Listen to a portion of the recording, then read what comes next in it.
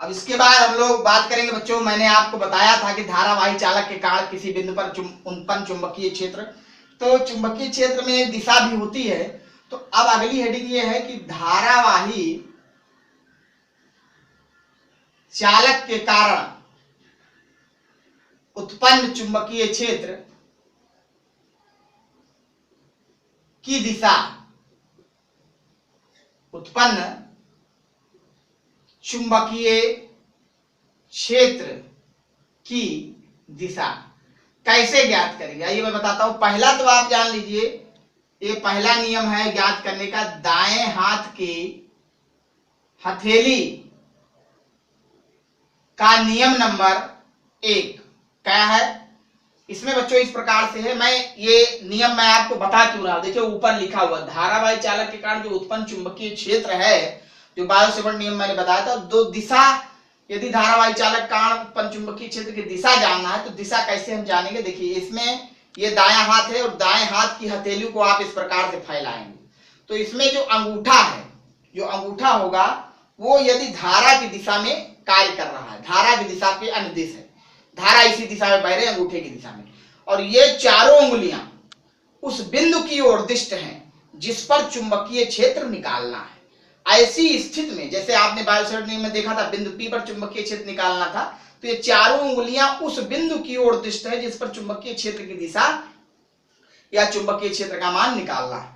तो ऐसी स्थिति में ये धारा हो गई, चारों उंगलियां उस बिंदु की ओर जिस पर चुंबकीय क्षेत्र ज्ञात करना है, और हथेली के लंबवत, इस प्रकार से हथेली के लंबवत, हथेली से धक्का देने की दिशा में चुंबकीय क्षेत्र की दिशा होगी। तो बच्चों ये आप देख लीजिए इस प्रकार से,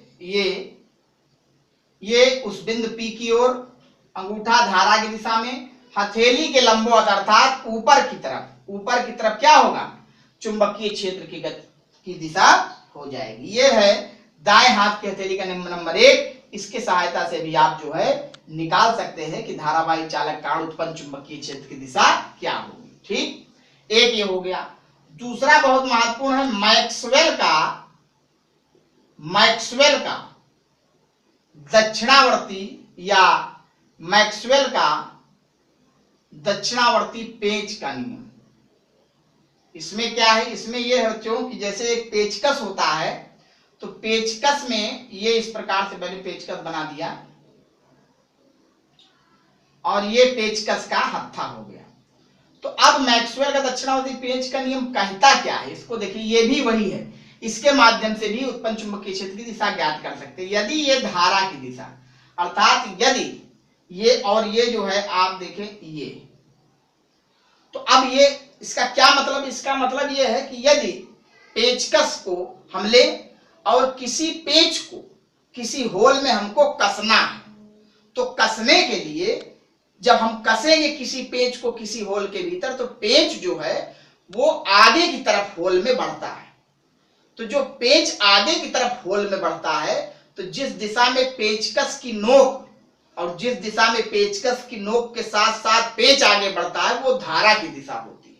ठीक, एक बात। और दूसरी बात, जिस दिशा में पेचकस को घुमाने के लिए, पेच को टाइट करने के लिए, कसने के लिए जिस दिशा में अंगूठा घूमता है, वो दिशा चुंबकीय क्षेत्र की दिशा होती है।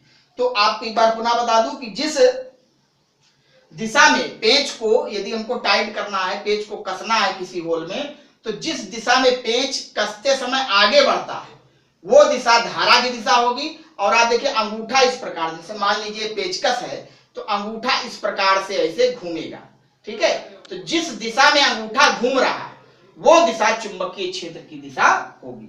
यदि यहां पर कोई बिंदु P है, देखिए यहां पर कोई बिंदु यदि P है, तो P पर चुंबकीय क्षेत्र, देखिए ये अंगूठा मतलब ये यहां ऊपर से किधर जा रहा है, नीचे जा रहा है, कसते समय अंगूठा ऊपर से नीचे जा रहा है। तो चुंबकीय क्षेत्र यहां पर जो यहां दिखाई पड़ रहा बल रेखा, उसके अकॉर्डिंग यदि हम बात करें तो चुंबकीय क्षेत्र की दिशा लंबवत नीचे की ओर को होगी। ठीक है। उसी प्रकार यदि धारा की दिशा विपरीत है, पेच को मतलब हमको लूज करना है, तो धारा की दिशा नीचे की तरफ, मान लीजिए पेच नीचे की तरफ आ रहा है तो धारा की दिशा नीचे की तरफ हो जाएगी। तब यही चुंबकीय क्षेत्र इधर की बजाय ये इधर हो जाएगा। तो ये देखिए P डैश। तो बात समझ में आई। अब इसमें और उसमें अंतर क्या है, ये जो चुंबकीय बल रेखा लंबवत नीचे की ओर और धारा की दिशा ऊर्ध्वाधर ऊपर की ओर। ये जो दिशा है इसमें धारा की दिशा ऊर्ध्वाधर नीचे की ओर और चुंबकीय बल रेखा लंबवत ऊपर की ओर को होगी। तो ये है मैक्सवेल का दक्षिणावर्ती पेच का नियम, दाएं हाथ की हथेली का नियम नंबर 1। और आपको मैंने बताया म्यू नॉट और एप्सिलॉन नॉट का संबंध बहुत ही महत्वपूर्ण, अति महत्वपूर्ण परीक्षा के दृष्टिकोण से। तो सभी लोग इसको पढ़ेंगे। कोई समस्या होगी, ऑनलाइन क्लास पढ़ाया जाता है, उस समय भी मैं आपको पढ़ाऊंगा और ऑनलाइन क्लास में भी आप अपनी समस्या का निराकरण कर लिया करिए। यदि कोई समस्या है तो मैं पूछता हूं पढ़ाने के बाद या पढ़ाने के बीच में, यदि किसी को कोई समस्या है तो बताए, तो आप लोग उसी समय समस्या का अपने समाधान कर लिया करिए। और बहुत ध्यान से आपको पढ़ना है, नोट्स आपको किताब के माध्यम से बनाना है और किताब के माध्यम से नोट्स बनाते हुए व्हाट्सएप वीडियो की मदद से और ऑनलाइन क्लास की मदद से आपको सेल्फ स्टडी करते हुए खुद ब खुद नोट्स तैयार करना है। क्योंकि ये आपको इसीलिए बताया जाता है यदि आप मैटर को समझ ले रहे हैं तो लिखने में आपको कोई समस्या नहीं होगी। ठीक है, तो नोट्स बनाना भी अति आवश्यक है, सभी बच्चे नोट्स भी बनाते रहें।